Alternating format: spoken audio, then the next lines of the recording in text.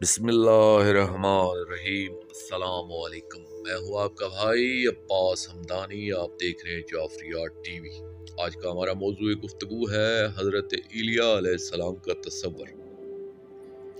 دیکھو خداوند کے بزرگ اور ہولناک دن کے آنے سے بیشتر میں ایلیاہ نبی کو تمہارے پاس بھیجوں گا، اور وہ باپ کا دل بیٹوں کی طرف اور بچوں کا دل باپ کی طرف مائل کرے گا، کہ مبادا میں آؤں اور زمین کو ملعون کروں۔ ملاکی باب 4 آیات 5-6۔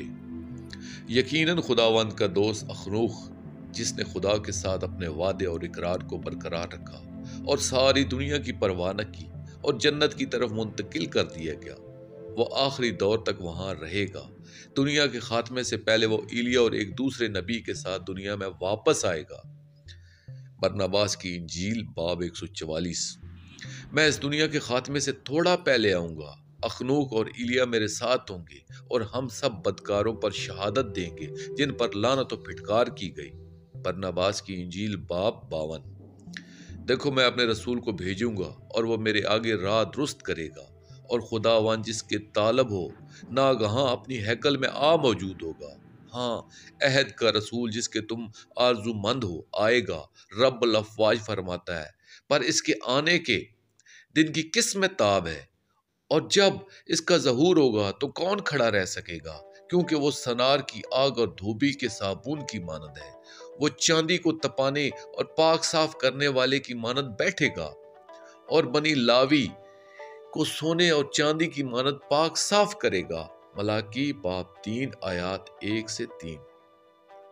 شاگردوں نے اسے پوچھا کہ پھر فقیہ کیوں کہتے ہیں کہ ایلیاہ کا پہلے آنا ضرور ہے؟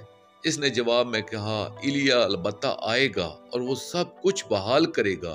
متی کی انجیل باب 17 آیات 11-12۔ آخری عظیم ترین رہنما کا تصور یہودیوں میں موجود تھا، اور ان کا مسیح کے نام سے پکارتے تھے، لیکن اس کے ساتھ ساتھ ان کو حضرت ایلیاہ کی آمد کا بھی انتظار تھا، اور وہ ان کو اسی نام سے پکارتے تھے۔ وہ اس کی طاقت و قدرت سے ڈرتے بھی تھے، کیونکہ جب حضرت عیسیٰ علیہ السلام کو سولی پر لٹکایا گیا تو وہ صلیب پر بلند آواز میں چلائے تھے، ایلی ایلی تو نے مجھے کیوں چھوڑ دیا، ایلی ایلی لما سبقتنی۔ متی کی انجیل باب 27 آیت 46۔ یہ سن کر ایک سپاہی تیزی سے دوڑا، اس نے اسفنج کا ایک ٹکڑا لیا، اسے سرکہ میں بھگو کر سرکنڈے کے سر پر رکھ کر بلند کیا اور حضرت عیسیٰ علیہ السلام کو چوسنے کے لیے پیش کیا۔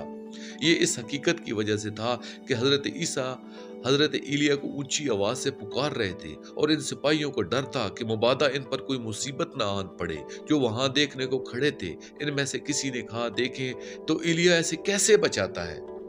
یہود میں سے کچھ کو یہ یقین تھا کہ حضرت عیسیٰ علیہ السلام خود ہی ایلیاہ تھے، جو آخری عظیم ترین رہنما کے لیے راستہ ہموار کرنے آئے تھے، کیونکہ حضرت عیسیٰ علیہ السلام عام طور پر کہا کرتے تھے، اے لوگو صبر کرو، کیونکہ خداوند کی بادشاہی بالکل قریب ہے۔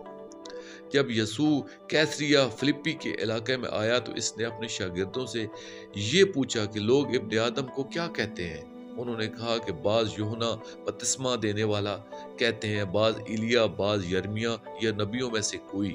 متی کی انجیل باب 16 آیات 13-14۔ تمام پانچوں انجیلوں میں ایک روایت بیان ہوئی ہے کہ یسوع اپنے شاگردوں کو کوہ زیتون پر لے گئے، اور ان کے سامنے اس کی صورت بدل گئی، اور اس کا چہرہ سورج کی مانند چمکا، اس کی پوشاک نور کی مانند سفید ہو گئی، اور دیکھو موسیٰ اور ایلیاہ اس کے ساتھ باتیں کرتے ہوئے انہیں دکھائی دیے۔ متی کی انجیل باب 17 آیات 2-4۔ اس سے ثابت ہوا کہ حضرت ایلیاہ کا جسم نور سے بنا ہے، اور آخری دور میں حضرت موسیٰ کے عصا اور حضرت سلیمان کی انگوٹھی کے ساتھ ظاہر ہوں گے۔ جب خدا کا وہ پیغمبر آئے گا تو اسے انگوٹھی سے ملتی جلتی ایک چیز دی جائے گی۔ وہ زمین کی ان ساری قوموں کو نجات و برکتیں دے گا جو اس کے پیغام کو قبول کریں گے۔ وہ ظالمین سے آنی ہاتھ کے ساتھ نپٹے گا، بت پرستی ختم ہو جائے گی، شیطان کو عاجز و ذلیل کر دیا جائے گا۔ یہ وہ عہد ہے جو ابراہیم سے خدا نے کیا تھا۔ برناباس کی انجیل باب 43۔ اس کا مطلب ہے کہ حضرت ایلیاہ علیہ السلام کی ایک علامت ایک خاص قسم کی انگوٹھی ہوگی۔ اس انگوٹھی کی افادیت کو عارف یوحنا نے اپنے مکاشفے میں تفصیل سے بیان کیا ہے۔ پھر میں نے ایک اور فرشتہ کو زندہ خدا کی مہر انگوٹھی لیے ہوئی مشرق سے اوپر کی طرف آتے دیکھا۔ اس نے ان چاروں فرشتوں سے جنہیں زمین اور سمندر کو ضرر پہنچانے کا اختیار دیا گیا تھا، بلند آواز سے پکار کر کہا کہ جب تک ہم اپنے خدا کے بندوں کے ماتھے پر مہر نہ کر لیں، زمین اور سمندر اور درختوں کو ضرر نہ پہنچانا۔ اور جن پر مہر کی گئی، میں نے ان کا شمار سنا کہ بنی اسرائیل کے سب قبیلوں میں سے 1,44,000 پر مہر کی گئی۔ مکاشفہ باب 7 آیات 2-4۔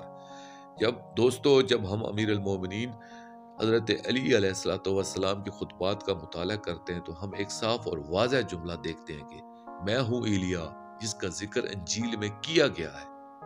تحریری طور پر علی ALI اور ایلی ELI میں صرف حرف A کا فرق ہے، یعنی انگریزی میں علی کو ایلیاہ بنا دیا گیا ہے۔ مذکورہ خطبات میں ایک اور جگہ فرمایا گیا ہے میں ہوں عصا اور انگوٹھی کا مالک۔ مزید یہ بھی فرمایا گیا ہے کہ میں ہوں وہ جس نے آخری دور میں زمین پر چلنا ہے، یعنی دعوت الارض، اور وہ جس نے عظیم غوغاں سور بلند کرنا ہے۔ اس کے بارے میں قرآن پاک فرماتا ہے کہ جب ایک عظیم الشان غوغاں یا چنگھاڑ بلند ہوگی، پاک پیغمبر اسلام صلی اللہ علیہ وآلہ وسلم کی بہت سی احادیث میں مختلف حوالوں سے یہ بتایا گیا ہے کہ سورہ نمل کے نازل ہونے کے بعد پاک پیغمبر صلی اللہ علیہ وآلہ وسلم نے حضرت امیر المومنین علی علیہ السلام کو دعوت الارض کہہ کر بلایا تھا۔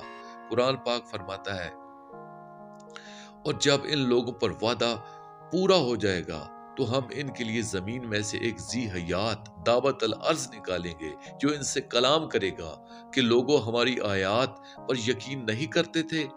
اور جس دن ہم ہر امت میں سے ایک بڑے گروہ کو اکٹھا کریں گے جو کہ ہماری نشانیوں کو جھٹلایا کرتا تھا، اور ان کو صفِ آرا کیا جائے گا۔ سورہ نمل آیات 82-83۔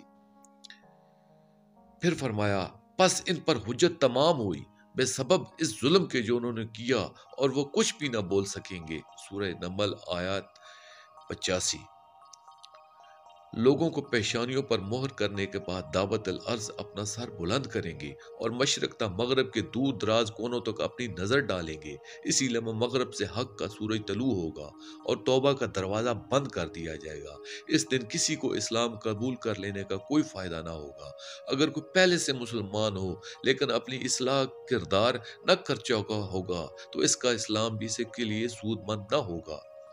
آخری عظیم ترین مسئلہ کعبہ میں رکن اور مقام کے درمیان ظاہر ہوں گے۔ اسی وقت حضرت عیسیٰ علیہ السلام آسمان سے فلسطین کی سرزمین پر نازل ہوں گے۔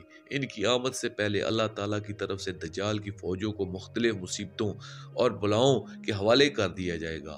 حضرت ایلیاہ کی ایک صفت جو کتب میں بیان کی گئی ہے یہ ہے کہ وہ سورج میں سے ظاہر ہوں گے اور ساری کائنات میں عوام الناس کو آخری عظیم ترین مسئلہ کا تعارف کروائیں گی۔